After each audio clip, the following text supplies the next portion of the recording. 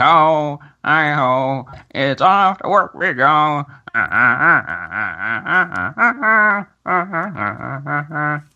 think And I have my tag. That's going to get replayed.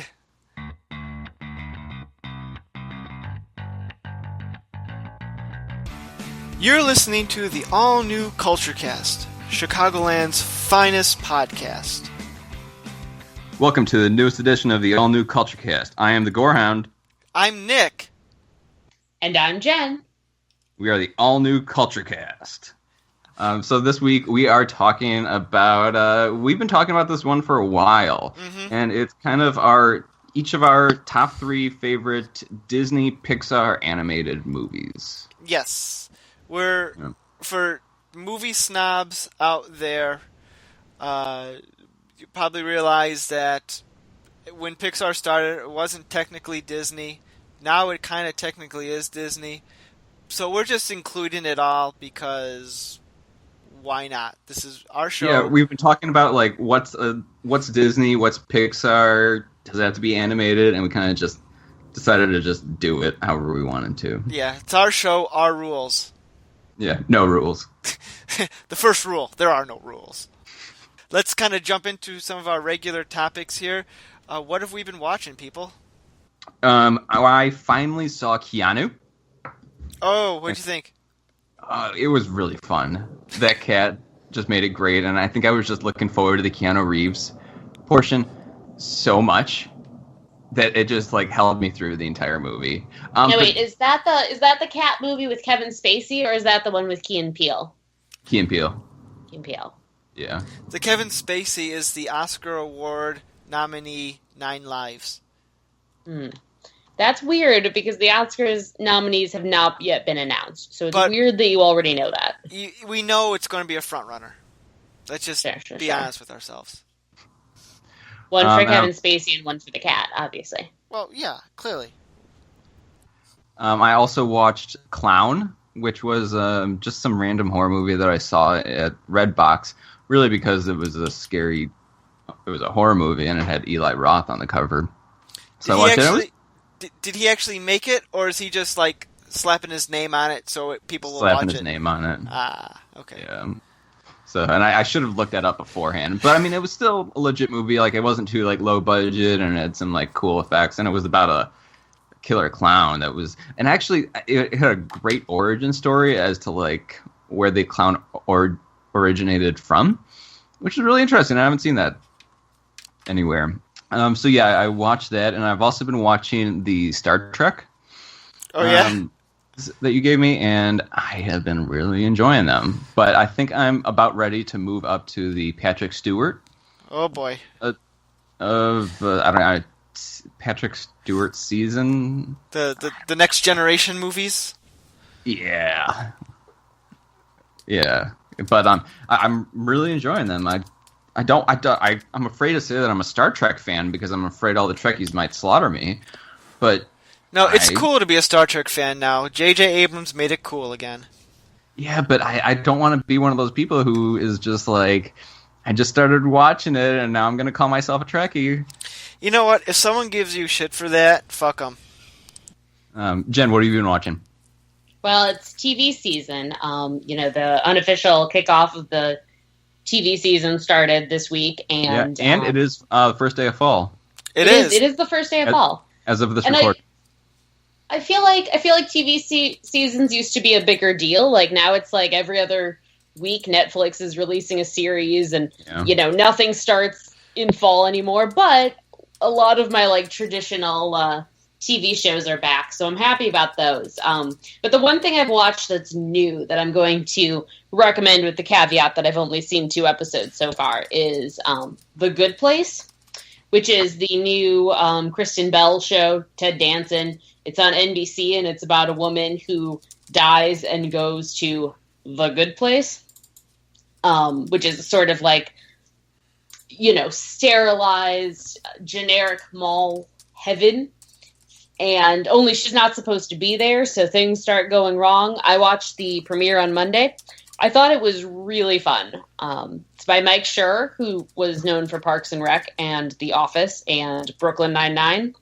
which is, a pretty stunning track record in and of itself. So I'd say, that's both what I'm watching and my recommendation. Nick? Oh, my turn. I haven't been watching a whole lot. I know the TV season's getting back into gear, so I'm looking forward to some of the shows I like to watch. Pick up the next few weeks here. But one thing I actually read the other day, I was kind of excited to pick this up. DC Comics released a brand new comic book series that started the other day called Trinity, which features the adventures of Batman, Wonder Woman, and Superman, like when they do team ups or whatever. But normally I wouldn't care about such a comic, but it was written and drawn by my favorite modern artist, Francis Manapul, who did a lengthy run on The Flash a few years back. I just love his art. So I was excited to pick it up, and the art is gorgeous in this first issue, but I found the story to be slightly lacking. Not a whole lot happened in it, and there was like a cliffhanger at the end, which comic books are wont to do.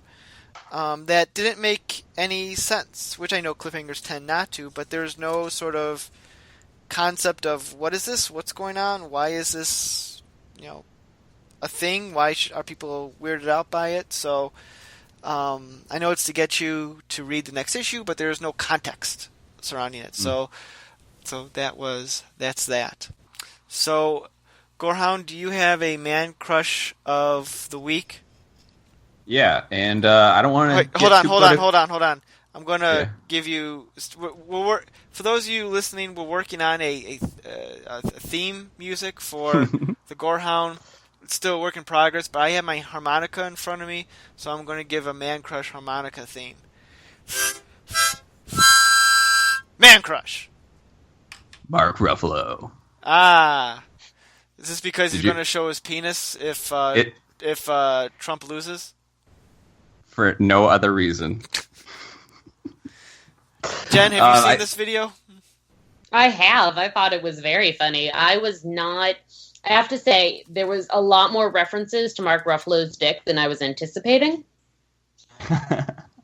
I just think that more mainstream movies should have full frontal male style. I'm not sure where I'm coming from with that. You don't want to give an unintentional impression.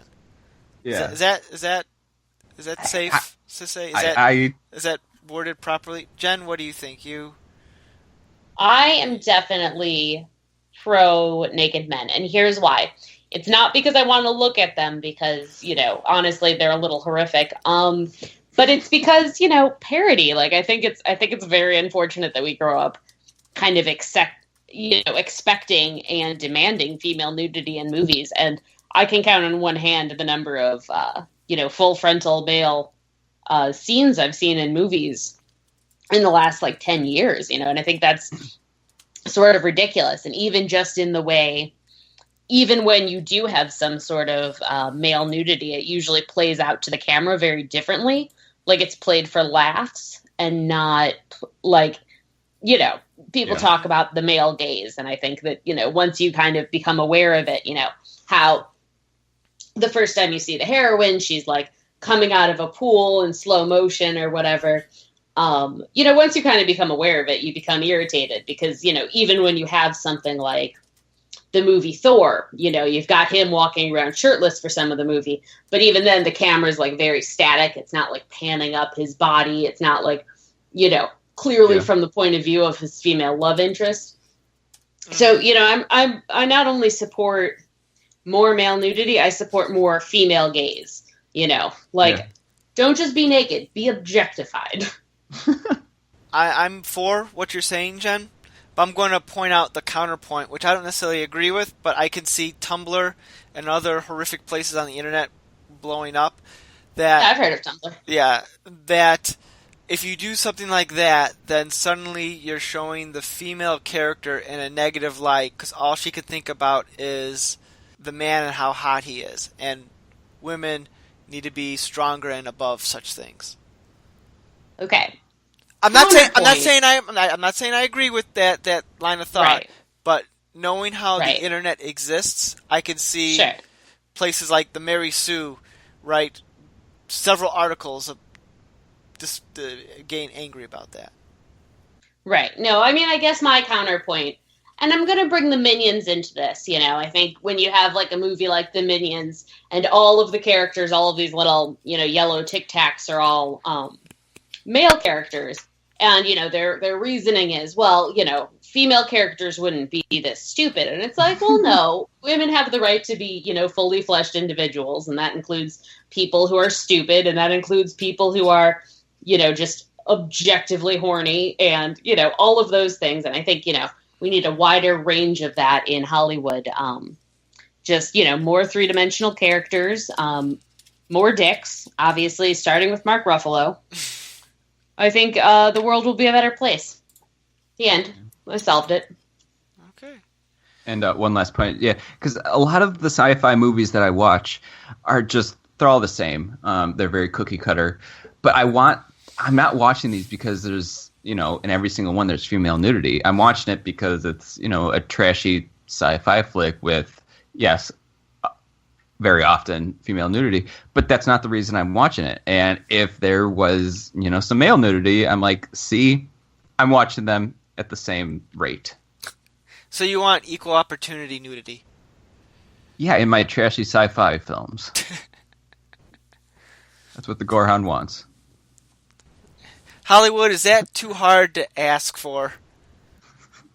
If someone could just forward this podcast to Hollywood, that would be ideal. Well, now that we mentioned Mark Ruffalo's name, I don't see why he wouldn't watch or listen to this. So, I mean, come on. He's searching for his name every day, and we are going to come up eventually. Yeah.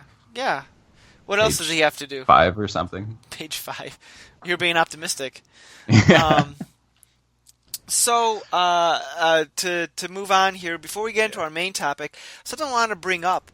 For those of you listening, I kind of keep track of the stats and everything about our show, who's downloading and everything. And I don't know if this was an accident or what, but I noticed this the other week. Our podcast on the 21st Century's 100 Greatest Films was downloaded 46 times this month. What? Nice. That has to be an error. Like someone clicked on it like 46 times, but because like when you do accidentally. Yeah, like the previous podcast was the Ghostbuster one, and only one person's downloaded that during the month of September, and the Book of Mormon one, which was our previous one, or the one right after the Greatest Films one, has only been downloaded 6 times. So either 46 people listened to our 100 Greatest Films and decided not to stick around for Book of Mormon, or I don't know. It was just very weird and unexpected. I'm wondering if it has anything to do with the crossover, because you posted it on September 5. Let me. Oh wait, we got to talk about that too. Let me see. Let me see the date that people were downloading it. Because I can see that as well. Okay. Well, yeah. Because I did Cemetery Man, and Thor posted that on September 13th.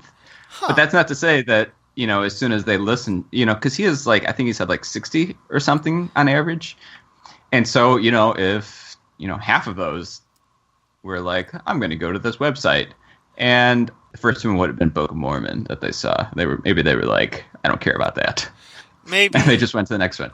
Well, here's the thing, is that this download, most of the downloads happened on September 7th and September 8th. So it was a couple of days before your experience on Thor's Power Hour of Thunder. Is that what it's called? So Thor's Hour of Thunder. Thor's Hour of Thunder. Let's talk about that. Gorehound, you had a crossover. You guest starred on another podcast. Yeah, I've done 3 now. We did Cemetery Man, and then we did a double feature, American Werewolf in London, and then a yet-to-be-released one on Cujo. Very nice. You are getting our name out there.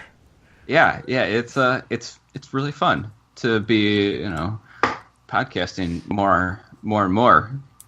I got to. I have yet to post the links to that on the blog, so I'll make sure I post those links to the Gorehound's appearances on Thor's Hour of Thunder So, all right, we've been going around for a while. Let's jump into tonight's main topic, Disney films, and specifically the animated films that Disney has.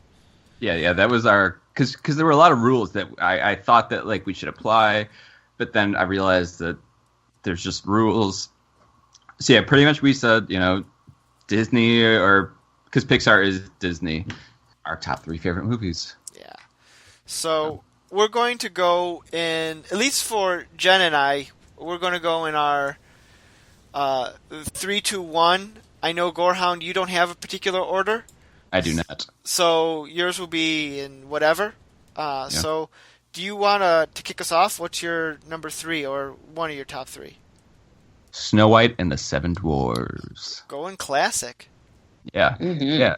It's I mean, I don't watch these very often, but whenever I see them on, it's just I can't help but just finish it off. As I was doing some research, I was listening to some of the songs, and I'm like, dude, I'm a grown man, but I listen. These songs are awesome. I will finish them off. And I think there's two reasons that this really comes to mind. One is the Gremlins scene.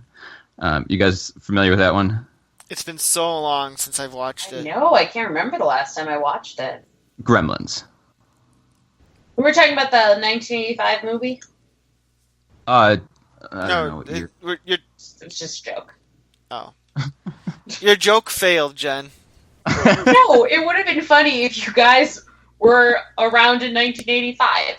What about the Gremlins scene? Oh, yeah. Because there's a scene at the end of the movie where all the gremlins are Wait, do you mean the dwarfs? No. Oh. Gremlin, the horror comedy, the Christmas horror comedy. Oh. Where so you are all the talking about that gremlins... film. Yeah. Oh, yeah. I mean, I've Okay. got to make some connection to a horror movie. I'm sorry. I'm thinking you're saying that there were gremlins in Snow White. I'm like, I don't remember gremlins in that movie, but it's been so long that I'm sorry. A gremlin, dwarf, they're like the same thing, right? Sure. In the Christmas horror comedy, Gremlins, at the end, one of the ending scenes, they're all in the movie theater singing the hi-ho, and they're like, hi-ho, hi-ho, it's off to work we go. I think I have my tag at the end of the episode now. That's going to get replayed. I just love that part of the movie, and so that's the one of 2 things that keeps me coming back to this, and also is the fact that Dario Argento was really inspired by this movie and really utilized, I think it was the coloring or something, to make Suspiria, and so I really went back to it and was like, this movie has more than meets the eye. Have you seen any of the new versions of Snow White, such as the one with Kristen Stewart? We refer to her as K-Stew. We are a culture cast. Sorry. So get with it. Sorry, K-Stew. No, I haven't, and I probably won't.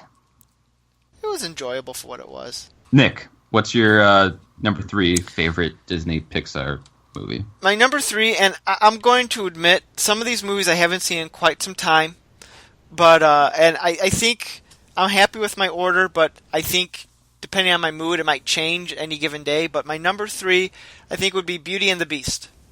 Yeah. I really like that 90s era Disney film that came out, like the Disney Renaissance, as it's called. It had a lot of good things going for it, and I think that's one of the highlights of it. I just think it's a good story. It's fun. It's funny. It's a romance, but it appeals to boys as well, I think, because there's a lot of action in it and some slapstick with Gaston as a villain. And I just think it works on a lot of different levels. Yeah. What were your guys' thoughts on Beauty and the Beast? This kind of feeds into my number 3, but I really enjoyed Beauty and the Beast. I went and resaw it, let's say 7 years ago. They put it back into theaters and they were showing it, in 3D or something. I don't remember, but they released it again about 7 years ago, and I remember going to go see it.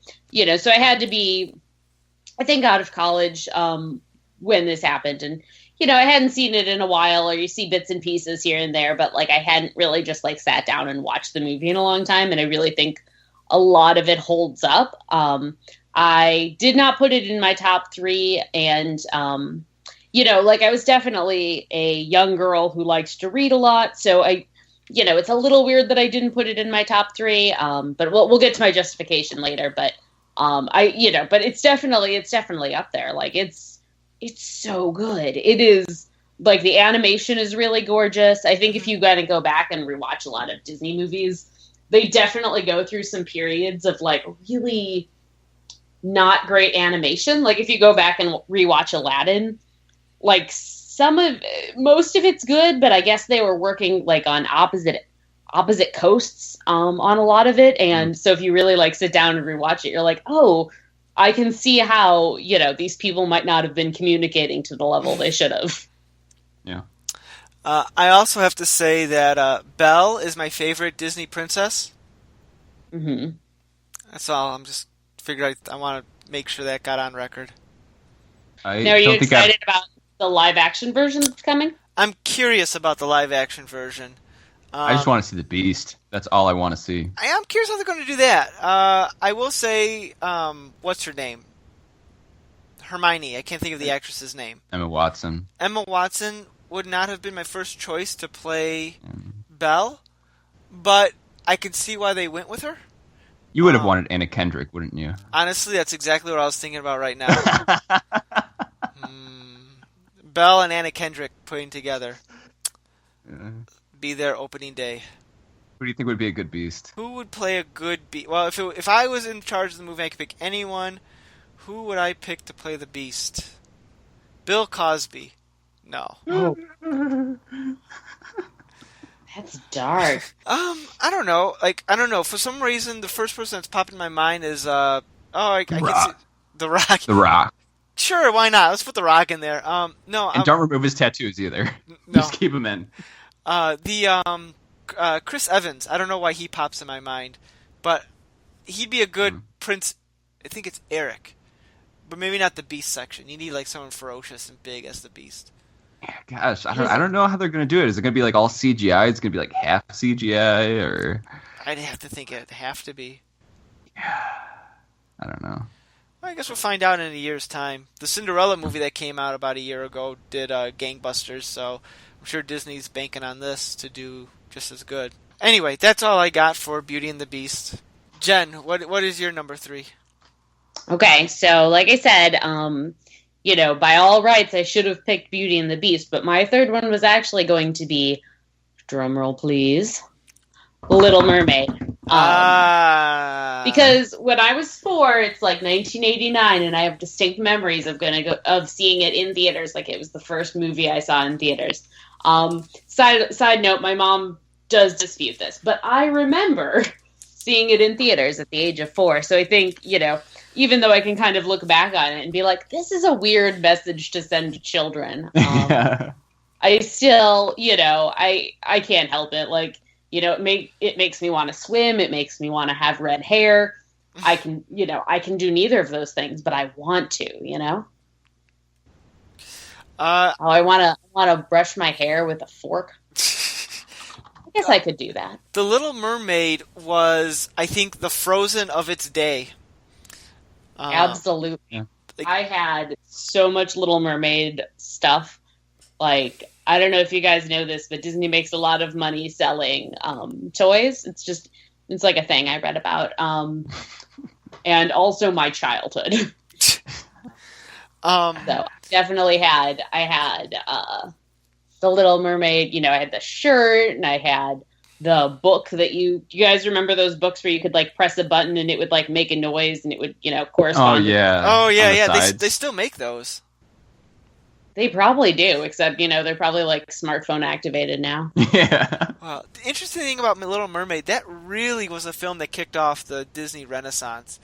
Absolutely. The films of Disney of the 80s, they were okay, like the animated films, they were okay, but they weren't like cultural touchstone sort of things. They were just okay, Disney movie, and then like Little Mermaid hit, and that like brought Disney back up to its prime, and it lasted throughout most of the '90s before it kind of drifted off again in the double O's. So, yeah. Gorhan, what was your opinion of Little Mermaid? As I was doing some research, I I just kind of let some of the Disney songs play and repeat, and a Disney one came up. And I don't know. I feel like I'm curious to see how they're going to dress the Little Mermaid now, because I feel like the seashell bikini might be a little bit inappropriate, because I was like, that is a very small bikini for. This is supposed to be a little girl. She's, I think, 16 in the movie. Yeah, 16 in the movie. Okay. Does that really constitute a Little Mermaid, though? Well, I think because she's the youngest daughter. But yeah, I don't really have any opinion on it. I mean, it's a classic Disney movie, but there was just nothing that really, grabbed my little boy's heart when this came out. This film totally directed more towards girls. Yeah. That's the reason I didn't even think about it while I was thinking about this podcast. I like the film. I had it on VHS. Remember that, folks? The classic version where the priest was popping a boner still. Yeah. It's a good film. Before we go on, can we go back to Snow White and the Seven Dwarfs? You made me think about this, Jen. But Snow White and the Seven Dwarfs was the first movie I saw in the theaters. Really? Were they doing a re-release? No, it was 1938. No, just kidding. Yeah, they were doing a re-release, I think, in the late 80s. And I distinctly remember being picked up from my grandparents' house, because I guess they were watching me, and my parents were going to take me to go see this movie. I was like, oh, wow, a movie on the big screen. That's going to be exciting. I remember my folks took me. We bought the tickets. My dad went to go get popcorn or whatever. My mom took me to the theater and said, see, Nick, that's where the big screen is, like showing me it beforehand. Because I was like, I don't know, 3 or 4 at the time. I can't remember. Oh, that's crazy that you remember, though. That's awesome. But, and here's the best part. Apparently, I went into the theater. The movie started. I guess it was so loud, I was screaming my brains out. So my parents took me out of the theater for me to calm down. And I remember this in bits and pieces, but I remember, I guess I eventually calmed down, and I finally went back into the theater when the witch is the old hag giving her the apple or whatever. So very, very clearly near the end. And I just have that distinct memory. I don't know how much of it is me embellishing it in my mind versus how much it was real, but I do remember that. So. No, but like seeing movies with children is absolutely terrible. When I saw Inside Out pretty soon after it came out, so the theater was packed, and I was like next to this 6-year-old who kept, like being a child through the whole movie. It was terrible. Let's go to round 2. Gorhan, what's your number 2 on the list? Yes. I'm going to do The Nightmare Before Christmas. Is that a Disney movie? It is. Let me just... Well, it's Tim Burton, and Tim Burton worked for Disney. And since we have no rules... Yeah. It applies. It's a stretch, but okay. It was released by Touchstone Pictures, which is owned by Disney. So, like the same way that Marvel and Star Wars are owned by Disney. So, okay, we'll count it. We'll count it. As I was doing my research, I made sure that there was a plethora of Disney references. So okay. So what makes this film so great? It was difficult to choose, but I decided to choose it because I legitimately do like it, because there is such an emo. I'm saying that with quotes in the air, an emo following behind it. It's definitely very hipster. Yeah, and I don't know if it's unfortunate or fortunate for it, but the popularity that it received is well due because it is a really great movie. The animation is just phenomenal. And it's got a lot of elements that I like. It's a Christmas movie and a Halloween movie at the same time. You can play it in between seasons, and it's perfect. I don't know about Thanksgiving, but before and after. It would be the perfect Thanksgiving movie because it comes right between the two. Theoretically, but there's really no Thanksgiving references in it. Don't they have Thanksgiving Town somewhere in there? Or is that one of them? It's been a while since I've seen the movie. Maybe, but yeah, I mean, I think it's a fantastic movie. And yeah. You want to hear something shocking? What's that? You don't like it? No, it's okay. I didn't see the movie for the first time until 2013. Yeah, took you that long. What were you doing for 20 years? Avoiding it, hiding it in the closet. No, it's just one of those podcasts. Exactly, yes. It's just one of those movies that I just sort of missed out on, and I just never got back to it. So finally, I had to watch it because it was Christmas, and I was hosting Christmas that year, so I put some movies on in the background, and I thought, well, I haven't seen this one, so I was at a downtime during my Christmas prep, so it was a good time for me to watch it. So there you go. Cool. Nick, your number 2. My number 2 is Toy Story 2. I knew you were going to pull a Toy Story out. Yeah, Toy Stories, they're good movies. At least the first 2 are. The third one is meh. But I think Toy Story 2 is better than the original. And I know that's probably fighting words for some. I think the story is a little bit better.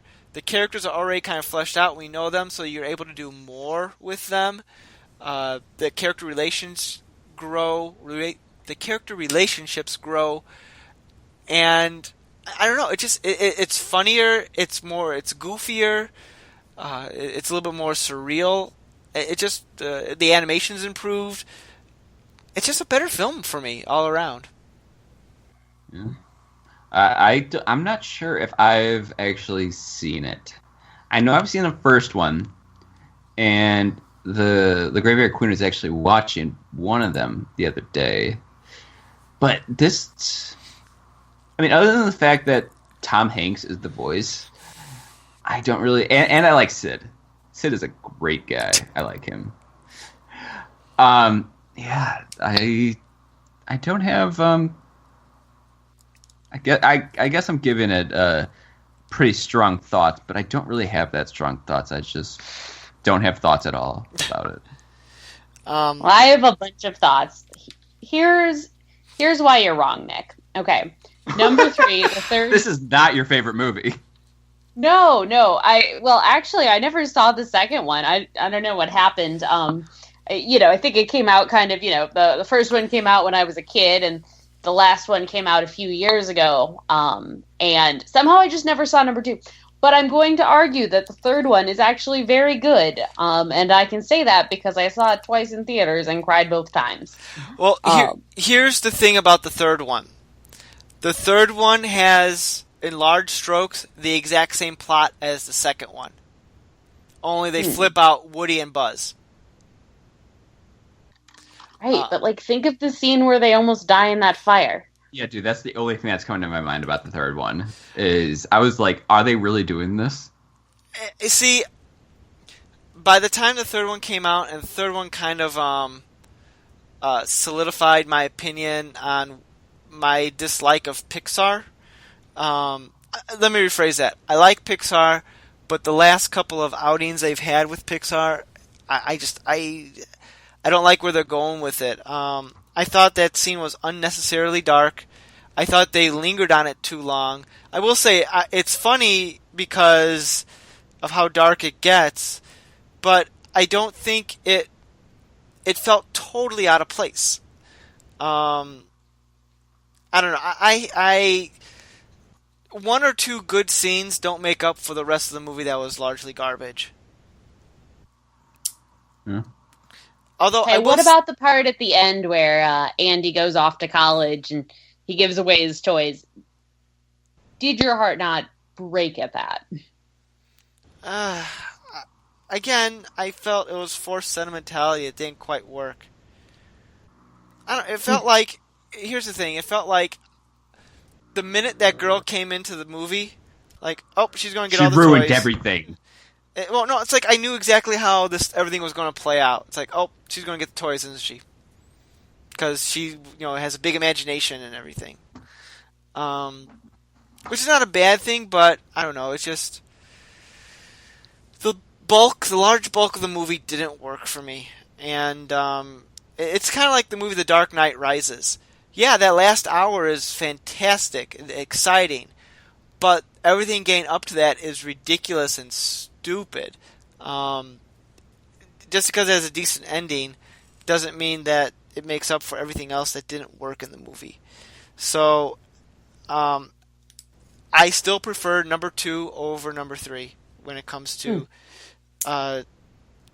Toy Story. I won't blame you. I'm mildly disappointed in you. I mean, not that Toy Story 3 is, bad. It's better than a lot of garbage that's made these days, but I thought Toy Story 2 was the stronger entry in the franchise. And now, and even though Toy Story 3 ended with a solid conclusion overall, they're going to push it further because Disney likes money with a Toy Story 4. Yeah, no, are they really doing that? Yeah. I mean, it still seems to be in the writing stages, last I'd heard, so... Yeah, it is, and it'll be a couple of years before it gets out, but it's happening. We just have to accept it. Well, maybe we'll make up for Toy Story 3. Jen, what's your number 2? Number 2 is WALL-E. Yeah. So, wow. Here's my reasoning. You don't need a reason. No, she needs a reason. She needs a reason. Okay, here's my reasoning. First of all, animation is completely gorgeous. Mm-hmm. Or computers, whatever. And it's social commentary. So I think, I think it's really gorgeous. You've got a couple scenes I really like. Of course, there's the dancing in space scene that's just absolutely beautiful. And, so you've got that. You've got the very interesting... It's interesting to have a movie with very little dialogue like that. You don't see a ton of them out there, especially in movies that are aimed at adults. Like I saw Shaun the Sheep last year, which was an animated, I think it was more like a claymation sort of movie. And that movie had basically no dialogue, but it was definitely aimed at a younger, it was probably aimed at 6-year-olds. So it's interesting to have a movie when you saw Shaun the Sheep, were the police called when you went into the theater? No, this was Oscar Death Race time. So I was watching on DVD. Wait, Sorry, I didn't catch that reference. Disappoint you? Question mark. Well, because she'd be the only adult in a room full of little kids, and it'd be weird. Yeah. So but women can get away with that. Women can go see a kids movie and no one thinks they're a creep. That is true. That is true. So, I'm sorry, continue on. You saw Shaun the Sheep. Yeah, so back to WALL-E. So you've got very little dialogue, really good animation. I think the musical cues work really well. And just as a side note, something I find really interesting is it's got a really great end credit scene where they're rebuilding civilization, and you can see the the progression of art. So, it starts once they get back to Earth, they're growing things and rebuilding, and it's all told through a series of art pieces that mirror the progression of Western art. And I just think that's really cool, and that's a really interesting way of doing it. And I think, if for no other reason, people should at least look up that end credits scene. That was a good end credits. I like what they did with that. Absolutely. But WALL-E sucks. I'm sorry. Okay. What? Are you serious? Here's my thing with WALL-E. I agree with you. I think the animation is gorgeous. I think it's very ambitious what they're trying to do. I don't mind that they had the social commentary in there. I think that's a novel approach and totally valid for a kids movie. I like the robot love story, if you want to call it that. I guess I thought that was actually a neat way to go. Here's my issue with the film. I won't lie, I fell asleep the first time I tried watching it, but in my defense, it also was later at night, so I may not have been the right. And falling asleep during a movie doesn't necessarily mean it's a bad movie. No, obviously not. Right. But not having the dialogue obviously didn't help. But that's more on me, not on the movie. I couldn't buy into the premise that humanity got that bad and that obese and that stupid that they couldn't do half the things that they could do. The way humanity was presented in that movie, that ending sequence, I refuse to believe could happen. The human characters, I feel, verged on the cliche of too dumb to live. I get what they're trying to do, but for me, if I can't buy into the basic premise, the movie doesn't work for me. So, but I think that's interesting because not that I'm necessarily signing in on the politics of the movie, but I'd say certainly, if somebody were to, I can grow tomatoes in a backyard, but if somebody were to ask me to do like large scale farming, I would not be able to do it. If somebody asked me to like build a microwave from scratch, or even just explain how a microwave like works, I would not be able to do that. I think there's a lot of stuff that because we don't do it, even if we're kind of familiar with the basic idea, I think it would be really hard to just start doing again, Yeah, I guess I don't know. Humanity was so dumb in that movie. Like, maybe I'm too much of an optimist and have too much faith in humanity that we'll never actually get that bad. Although, given potential presidential perspectives, maybe I'm totally wrong on that. But yeah, because I can see that how it would go from like where we are right now in 2016. Fast forward, assuming nothing changes, we're in WALL-E time. But then you have to think about like, well, do we just like skip the whole idiocracy phase where we just get like so stupid and just forgetting how to do things? Like, how did we get to this point? Like, what did we miss? Like, didn't they also forget about Earth or something? And like, I remember there was something in there that it's been so long since I saw the movie, so my memory on it is a little fuzzy. At least a fuzzy on the details. But wasn't there like things in the movie that like humans just didn't even remember that? Oh, we came from a planet. We weren't always on the space station. Yeah, I don't know. And then I guess that's where the just Disney movie looking for laughs aspect comes into it. And when you have a science fiction movie, there always needs to be a suspension of disbelief. I just couldn't suspend my disbelief that much to buy into the overall story. I appreciate the ambitiousness of it. I like the WALL-E character. WALL-E. I like how he kind of talks there. It doesn't work for me. Sorry. All right, I think we're on. Are we doing our last one here? Are we on number one? I think we're on the last round. All right, let's. My last one is the Fox and the Hound. Oh wow! Yeah, this is that super sense. The Gorehound goes sensitive. I remember, I didn't even know that was a popular one because it kind of came out during that sort of lull in the Disney movies from the 70s and 80s. But when I taught high school about 10 years ago, I remember a lot of the students were big in Fox and the Hound, and that always surprised me that it was still a popular one. Why do you like Fox and Hound? I kind of just realized that all of these movies were like I watched when I was real young, and I think they kind of like formed. I don't know, they were formative in my growing years, if that makes any logical sense. But no, I mean, I was watching some clips, and like, dude, every single clip like gets me teary.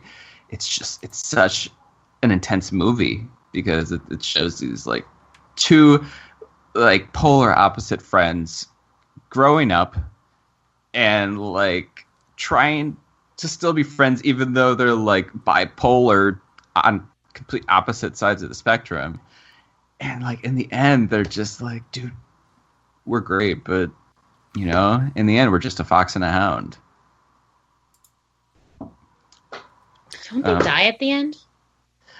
No, I was actually reading this was based off of a book, and usually when that happens, it's nothing the same. But yeah, the book is like really intense. Like they pretty much like hated each other, and it was just, I don't know. I'm not doing it justice because I just kind of skimmed it. I was just like, wow, this is not the same. But yeah, this was actually when I met the Graveyard Queen. She had in college. She had a poster of the Fox and the Hound. I was like, "Oh my gosh, that's awesome! I love that movie too." So that was one of our like first mutual interests. You saw that poster, like, "Yep, she's wife material." Yeah. I was like, "That is a legit Disney movie that I could get behind." So, what did you guys think of it? I've never seen it. Never? I haven't seen it since I was a kid. Oh my gosh. You guys are watching new movies. You gotta stick with the classics. I like the classics. It's I just says the youngest guy on the episode. Shut up, kid. I definitely saw it as a kid. Like but it wasn't one of the ones I had. I had the whole like, you know, Disney VHS collection, but I did not have that one. I mean, I definitely saw it as a kid, but yeah, it wasn't one of the ones that got like burned into my retinas as a child. Yeah, and it's got Kurt Russell and Mickey Rooney as the voices of adult Todd and Copper. Yeah, that'll do it for me. My number one is Aladdin. Yeah. And I know you were trash talking Aladdin earlier, Jen. Absolutely. But and I can't argue your point at all, but I don't know. I think it's just that movie that just hit me the right way, and I look back at it now with fond nostalgia.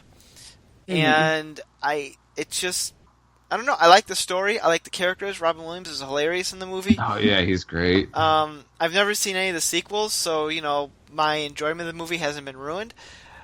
And it just works. It was on TV two months ago, and I was still into it. I was still, you know, totally into the actual film. So, you know. Did you ever play the game on Sega? Yes, I still own the game on Sega. I played it about a year and a half ago. It still holds up. Oh my god. Guys, that is the only video game I've ever played. That's a lie. You've played some other games. I know you have. Well, we will. You will be shocked.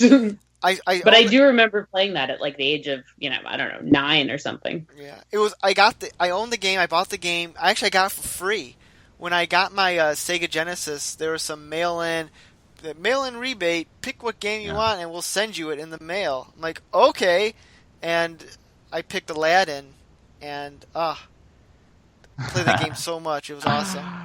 Yeah. I also have the game of the Lion King.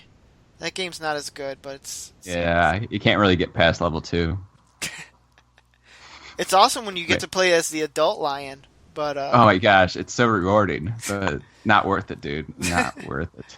But yeah, so I don't know. I'm just a big fan of Aladdin. I'm sure they'll be making a live action version of that before long.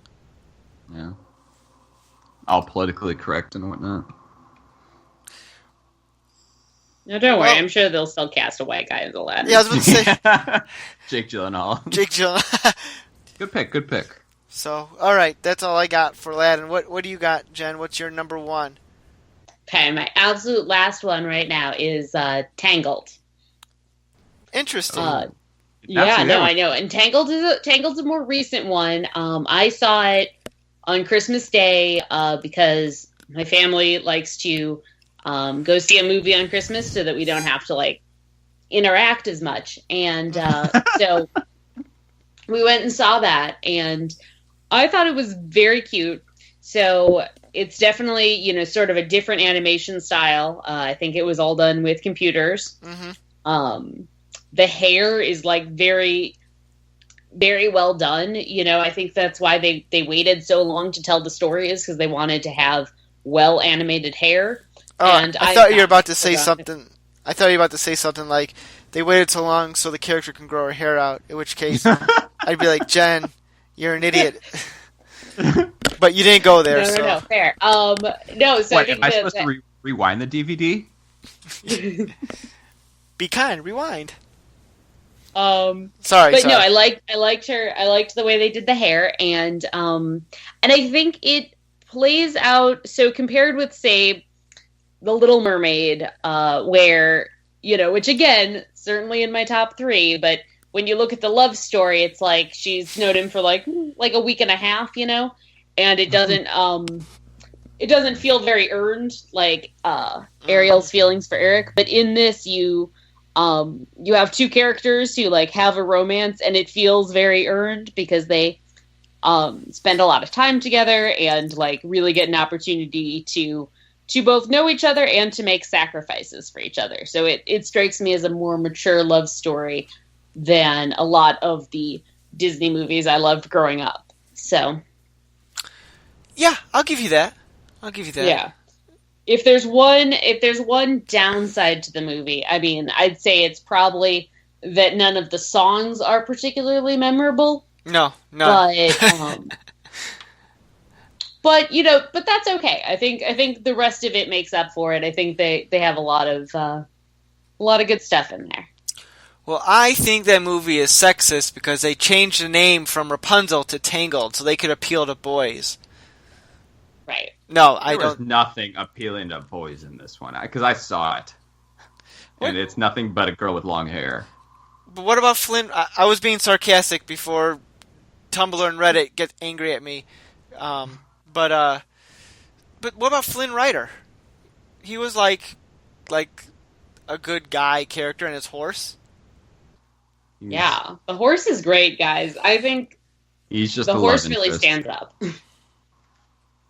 I don't know. I would say that this movie is much more gender neutral than say Little Mermaid, in my opinion. I'll give you that. They were definitely trying to appeal to boys with the name change and the focus on Flynn. Yeah. So it may or may not have worked, but that was their intention, certainly. Do you remember the controversy that surrounded when they switched the name like that? What was it originally called? It was originally called Rapunzel, yeah, and they switched it to Tangled to be more appealing to boys to come and see it. Because I think they noticed with their previous film, The Princess and the Frog, didn't do as well as they were hoping, and so they figured we need to be more universal. Is that the right term, or more widespread? So, well, I guess. Well, does that conclude our top 3? I think it does conclude our top 3 or top 6 compared, since we did not have any repeats. Well, you mean top 9? Yes. Top 9. I was all new culture casts, Disney movies. I was testing to see if you were paying attention, Gorham, and you passed with flying colors. You get a star for the day. Well, I have some trivia for us this week.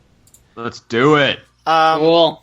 Okay, so since we're talking about Disney, in case you're unaware, people who work at Disney, the theme parks, they're not called employees, they're called cast members. So, what unusual mannerism are Disney cast members required to do? Is it A, point with 2 fingers, the index and the middle, when pointing things out to guests? Is it B, say have a Disney-rific day when parting ways with a guest? Or is it C, they must greet other cast members with a high five with their right hand? It's gotta be A. Gorehound? You said A was the two fingers point? Yes.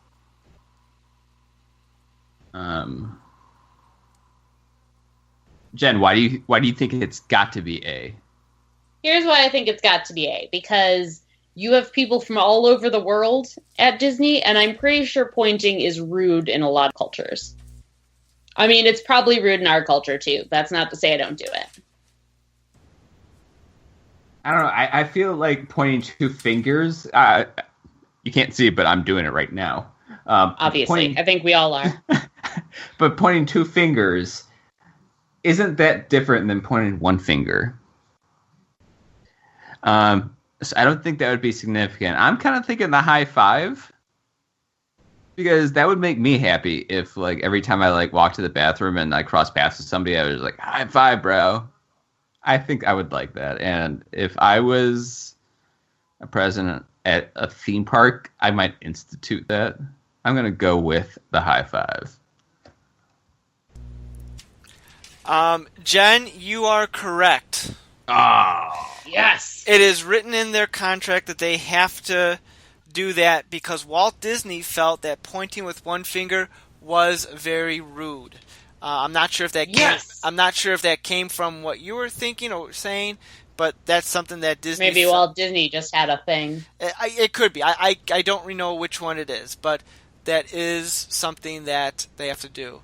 Yeah, but bro, I mean, pointing two fingers isn't that much different than pointing. I mean, I'm not arguing with you. I'm not saying that that's not that much different, but hey, Walt Disney was a weird guy. He was. Also, how did we just like totally skip over that Walt Disney was a weirdo? He's a super weirdo. Yeah.